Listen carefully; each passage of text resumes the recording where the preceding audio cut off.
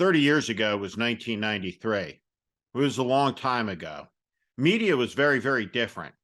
This was before even the OJ trial, which would change everything.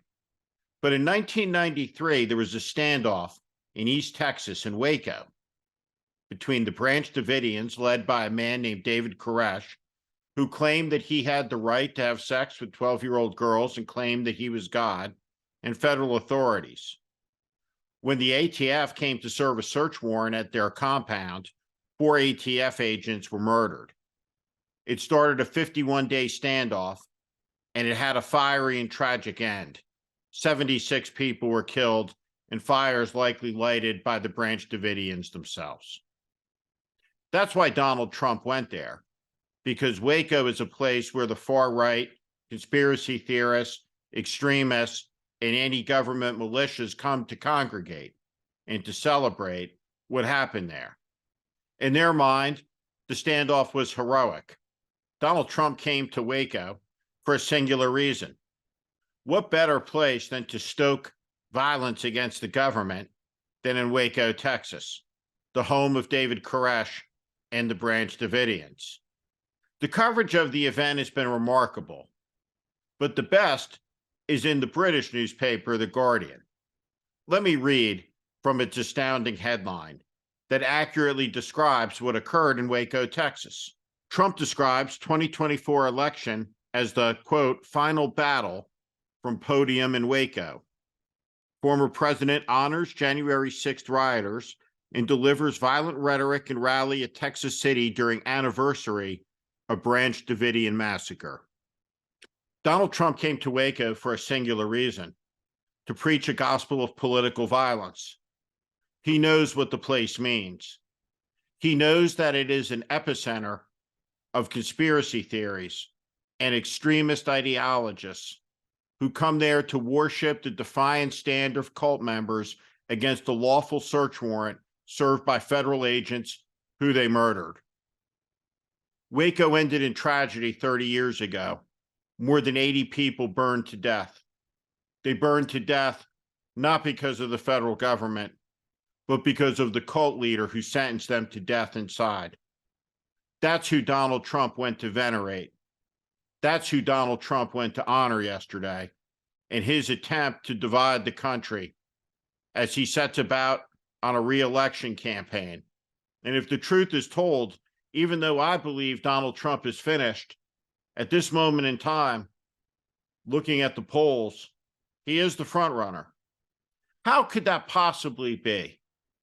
How could a man who incited insurrection, who lied 30,000 times, and who now openly preaches violence, division, and civil war, how could he be the leading candidate for the Republican nominee for president?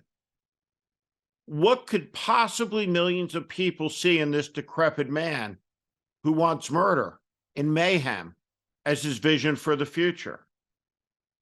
Whatever it may be, it should be taken seriously, because Donald Trump's words are becoming more dangerous and more extreme by the hour. He is filled with rage. He has vengeance in his heart, and he wants to make people pay. He's been perfectly clear about that. What happened yesterday? How should we think about it? The way to think about it is that a fuse was lit. Even though there was no explosion yesterday, the fuse burned, and it burned closer to the place where blood will flow. Donald Trump's a con, the greatest con man in history. He stiffed every regular working person that he was ever in business with. And look how much damage he's done to the country. Yet, in our poisonous era, millions and millions and millions of Americans look at Donald Trump and they buy into his grievance and they buy into his anger. They want to fight someone. They want to feel better than someone. And so they listen to Donald Trump and move closer to the abyss. Nothing happened yesterday, but it will.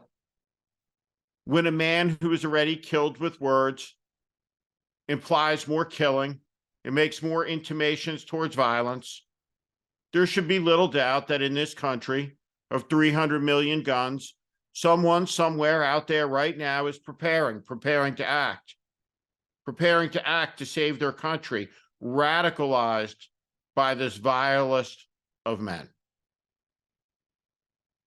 When you have a person who is a former president of the United States constantly preaching violence, constantly calling for the country to be torn down, constantly insinuating that the government is illegitimate, constantly calling for people to stand up and take action, celebrating the criminals who shat and urinated on the floors in the chambers of the United States Senate and House of Representatives, lionizing them as patriots, tragedy is bound to happen. What day, what hour, when it will come, we don't know, just that it will. Everything that Donald Trump has done and said has led to the disaster facing the country at this hour in this decisive moment of crisis. His previous violence was predictable, and it was predictable from a long way out.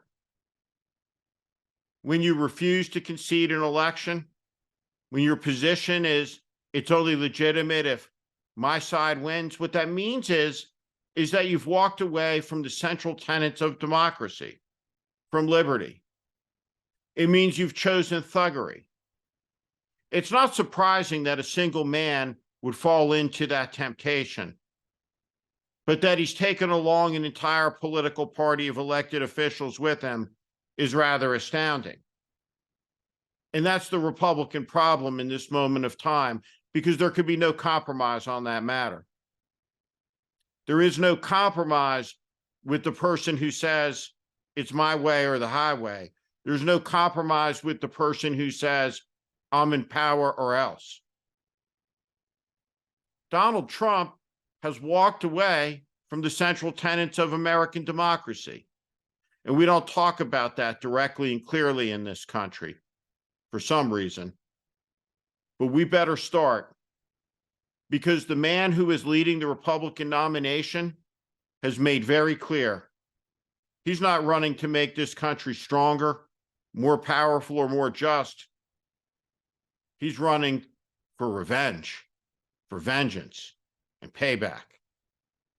And that should scare every American. It certainly scares me.